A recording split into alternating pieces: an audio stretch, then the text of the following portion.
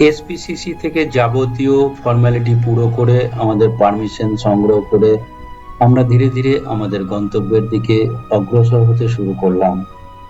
পাহাড়ের পথ কখনো শুধু একটি পথ নয়, এই পথের প্রতিটি বাঁকে লুকিয়ে থাকে একটি গল্প।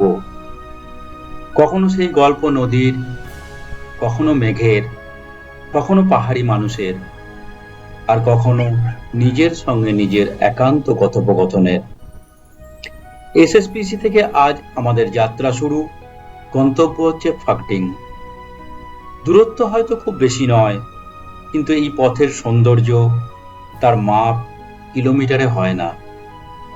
এখানে প্রতিটি পদক্ষেপ একটি করে স্মৃতি তৈরি করে। সামনে সরু রাস্তা ধরে দুপাশের সবুজের অসীম বিস্তার, পাহাড়ের ঢালে ছোট ছোট ঘর, কোথাও কাঠের জানালা, কোথাও পাথরের দেওয়াল, আর তার মাঝে দিয়ে এগিয়ে চলেছে আমাদের পথ।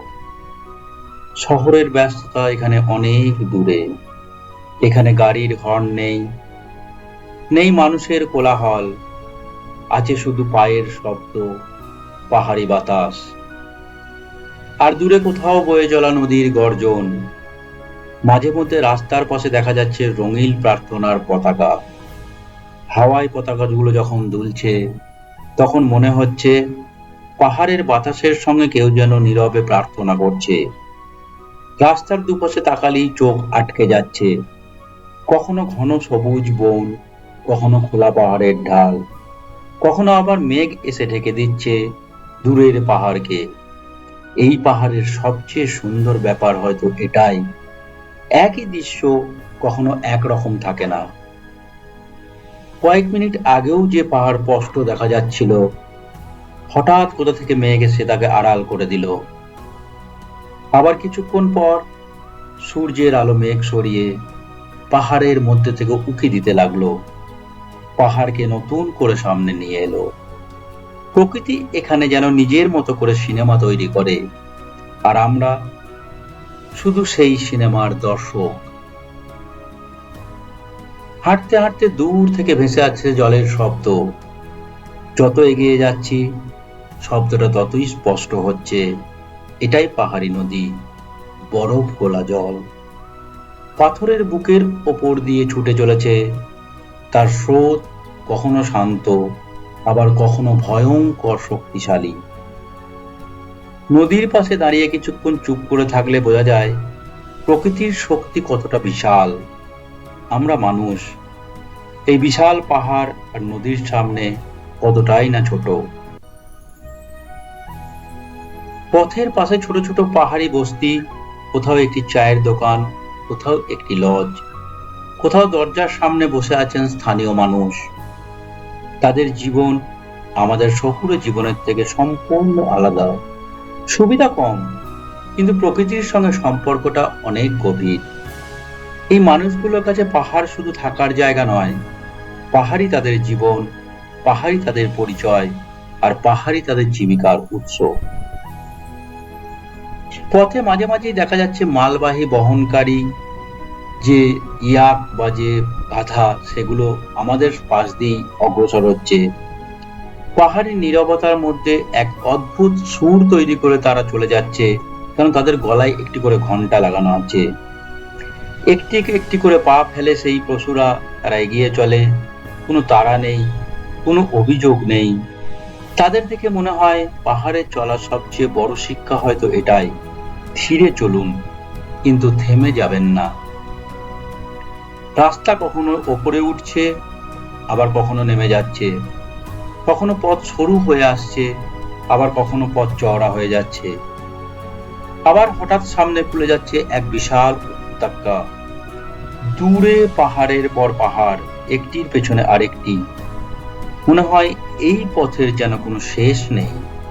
কিন্তু ট্রেকিং এর সৌন্দর্য এখানেই, আপনি যত হাঁটবেন তত নতুন কিছু দেখতে পাবেন, আর যত সামনে যাবেন তত বুঝবেন আপনি আসলে কোথায় এসেছেন। পথের এক পাশে উঠে গেছে বিশাল পাহাড়, আর অন্য পাশে হঠাৎ যেন পৃথিবী শেষ হয়ে গেছে। চোখের সামনে গভীর এক পাহাড়ি খাদ, নিচে অনেকটা দূরে ছুটে চলেছে পাহাড়ি নদী, তার গর্জন ভেসে আসছে উপর পর্যন্ত। এই মুহূর্তের জন্য পা থেমে যায়, মনে হয় এই সরু পথের এক পাশে পাহাড়, অন্য পাশে শুধু গভীর অন্ধকার। কিন্তু এই ভয় যেন এই পথের সৌন্দর্যের একটা অংশ, কারণ এখানে প্রতিটি পদক্ষেপ খুব সাবধানে ফেলতে হয়। পাহাড় আপনাকে সাহসী হতে শেখায়, কিন্তু একই সঙ্গে শেখায় প্রকৃতিকে কখনো অবহেলা করা যায় না। উঁচু পাহাড়ের কিনারায় দাঁড়িয়ে যখন আমরা নিচের দিকে তাকাই, তখন বোঝা যায় আমরা কত ছোট, আর এই হিমালয় কত বিশাল। চারিদিকে শুধু পাহাড়, দূরে মেঘ, নিচে গর্জনরত নদী, আর মাঝখানে সরু সেই পথ, যে পথ ধরে আমরা এগিয়ে চলেছি ফাকডিং এর দিকে। ভয়ের সঙ্গে মিশে যাচ্ছে রোমাঞ্চ, আর সেই রোমাঞ্চই এই যাত্রাকে করে তুলেছে অবিস্মরণীয়। এই পথ দিয়ে একসময় অসংখ্য অভিযাত্রী হেঁটেছেন এবং আগামী দিনেও হাঁটবেন। কেউ এভারেস্টের স্বপ্ন নিয়ে, কেউ শুধু হিমালয়কে কাছে থেকে দেখার জন্য। আজ সেই একই পথে আমিও হাঁটছি। প্রতিটি পাথর, প্রতিটি বাঁক, প্রতিটি সেতু যেন এই দীর্ঘ যাত্রার একটি করে অধ্যায়। এক সময় সামনে আসে সাসপেনশন ব্রিজ, এটাই প্রথম সাসপেনশন ব্রিজ। নিচে পাহাড়ি নদীর স্রোত, আর উপরে বাতাসে দুলতে থাকা ব্রিজ। প্রথম পা রাখার মুহূর্তে মনের মধ্যে একটু ভয় থাকতেই পারে, কিন্তু কয়েক পা এগিয়ে গেলেই ভয়টা বদলে যায় রোমাঞ্চে। ব্রিজের মাঝখানে দাঁড়িয়ে যখন চারিদিকে তাকাবেন, তখন বুঝবেন ক্যামেরা যত ভালোই হোক, এই দৃশ্যকে পুরোপুরি ধারণ করা সম্ভব না। কারণ কিছু দৃশ্য শুধু চোখ দিয়ে দেখা যায় না, হৃদয় দিয়ে অনুভব করতে হয়। এই ব্রিজ পেরোতে পেরোতে আমরা উল্টো দিক থেকে আসা অভিযাত্রীদের পাশ দিতে এগিয়ে চললাম, এবং এই ব্রিজের দুদিকে এতটাই সুন্দর যে ক্যামেরায় হয়তো আপনারা বুঝতে পারছেন না। আমি মাঝে একবার গিয়ে দাঁড়িয়ে পড়েছিলাম এবং শুধুই দেখছিলাম, কিন্তু মাঝখানে যখন গেছি তখন কিন্তু ব্রিজটি দুধারে যখন হেলতে থাকে, ভয় যে হয়নি তা নয়, ভয় লেগেছিল।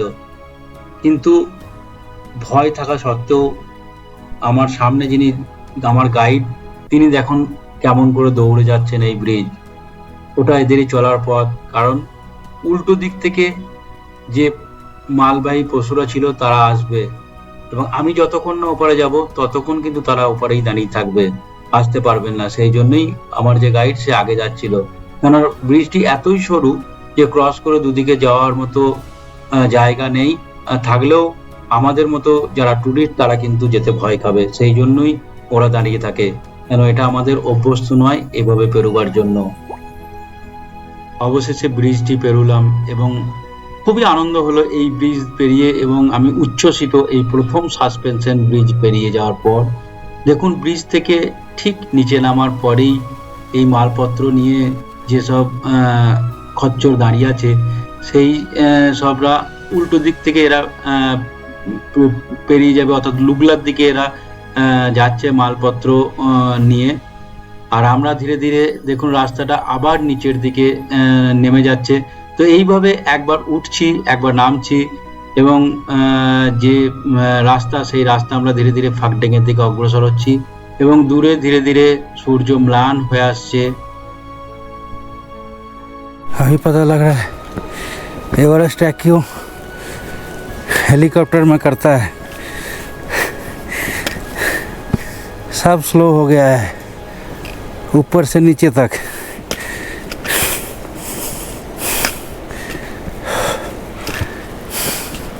देखिए फिर ऊपर सीढ़ी भी बना रखा है, सीढ़ी चढ़ने में ज़्यादा दिक्कत है।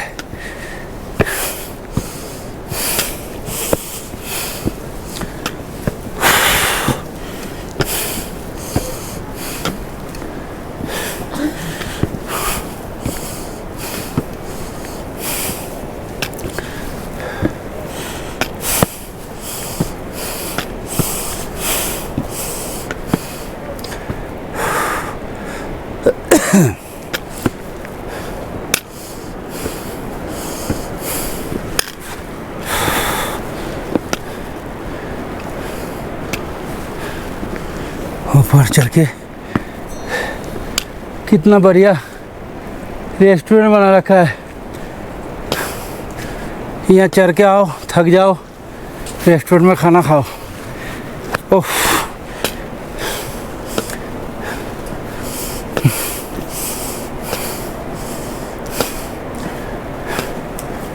स्मोकिंग भी कर रहा है दुनिया।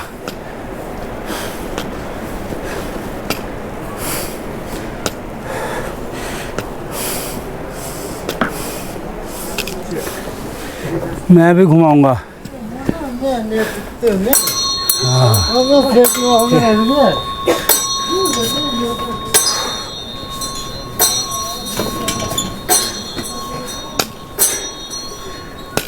थक गए?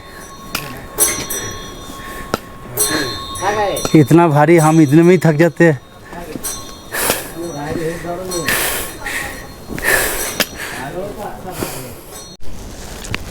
तो यहाँ से चढ़ते चढ़ते बहुत दिक्कत हो गया, क्योंकि ये पूरा चढ़ाई है, पूरे के पूरे चढ़ाई है।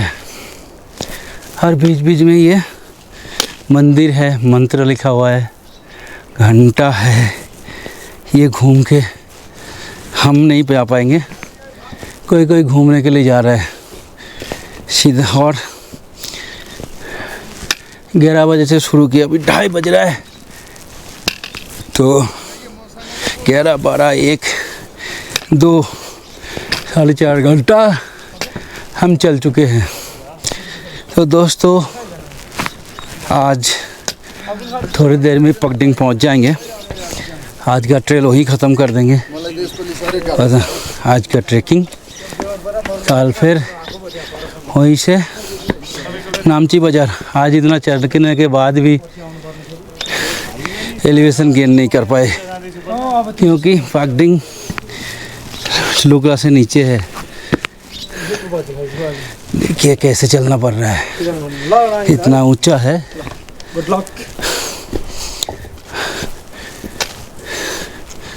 लक तो गुड होना ही चाहिए, नहीं तो ऊपर तक पहुंचेंगे कैसे।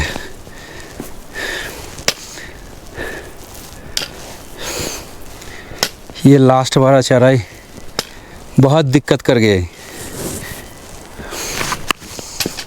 देखो खड़ा सीढ़ी है। आप लोग कहीं उड़ीसा में उदयगिरी गए हो? उदयगिरी की तरह ये चढ़ाई है।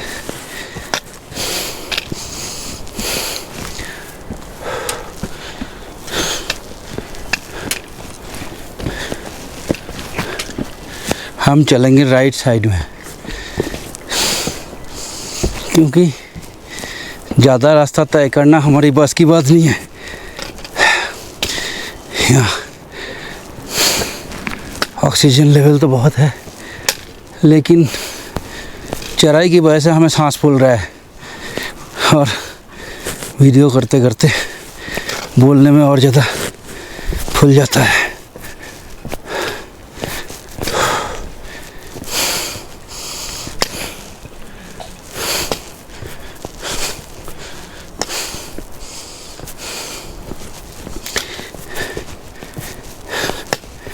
ये कहाँ आ गए हम।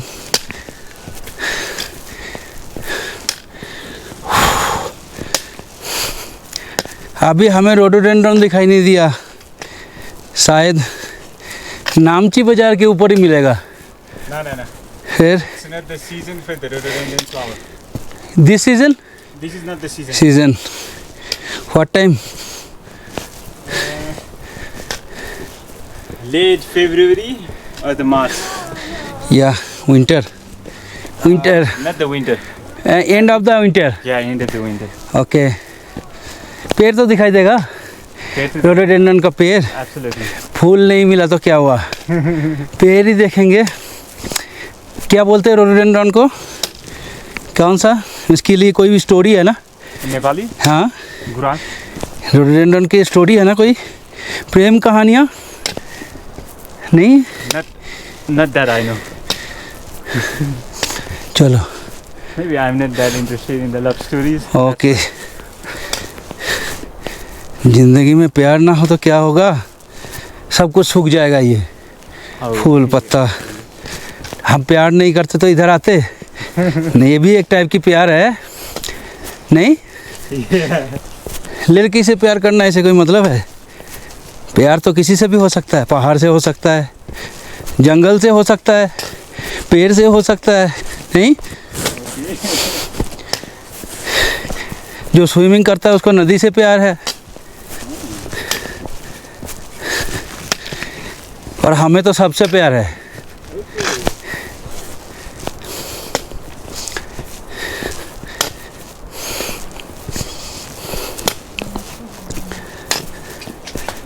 तो दोस्तों बताते जाना आपको ये ट्रेल कैसा लग रहा है। ये कुत्ते दिखाई दे रहा है, ये एकदम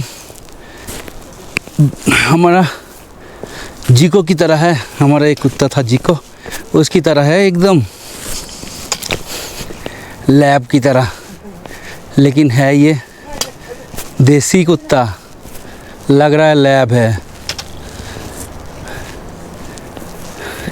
वो देखिए फिर दूध कोसी के पास आ गए। हम दूध कोसी को छोड़ेंगे नहीं जब तक बेस कैंप तक जाएंगे नहीं, इसी के साथ साथ चलते रहेंगे। और इसके जो मधुर आवाज़ है वो बहुत बढ़िया लग रहा है, रात में और अच्छा लगेगा।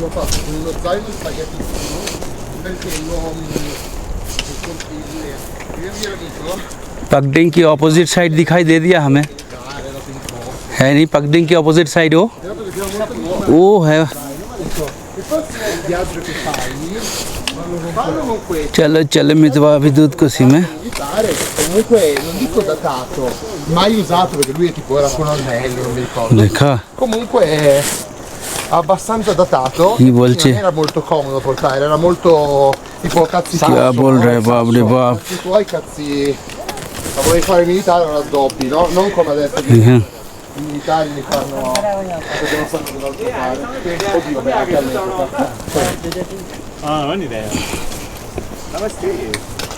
c'è poca gente alla vocazione cioè c'è gente con vocazione lo conosciuta नीचे एकदम हम नदी के पास ही जाएंगे लग रहा है, धीरे धीरे नदी दोनों पहाड़ों की चीरते हुए नदी आ रहा है नीचे की तरफ, और हम कहाँ जा रहे हैं?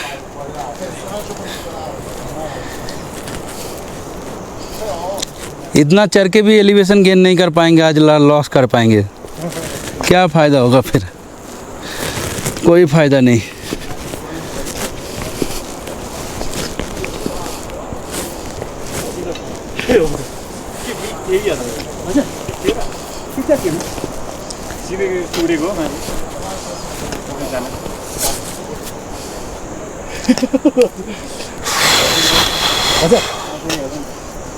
छैन सिजन सक्यो अब हाम्रो पछि देखिबाट गर्नु